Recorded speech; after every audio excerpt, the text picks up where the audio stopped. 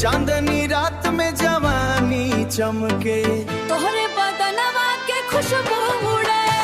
सांसों में धीरे नशा सा चढ़े, जब तू हंसेलू त करे जा धड़के, बिजली बदरिया में जैसे कड़के, आजा बलमुआ बाहों में आजा, तोहरे बिना ई रात अधूरी, झूला होठवा धीरे धीरे।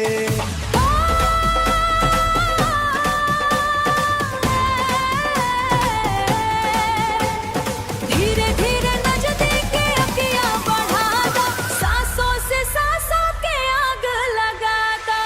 ढोल नगाड़ा बाजे जोर से, दिल लावा नाचे तोहरे शोर से, धम धम कमरिया हिलेला झझक, दिलवा करेला धधक, से स्टेज पे अगल रानी नाचा तू होके। होना बाजा जिया ही, तोहरे प्यार में पागल बानी, रात भर तोहरे खातिर जागल बानी,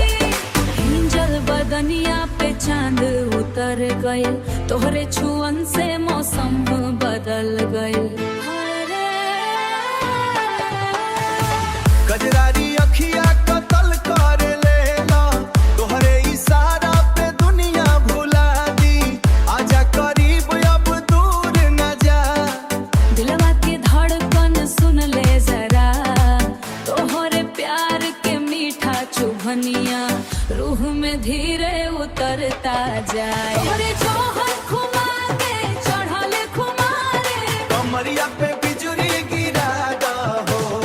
हम धम बाजे डीजे के बीट, तोहरे संगे हो गइल पीट, आज ना रुकब न थमब सनम, रात भर नाचब तोहरे संग।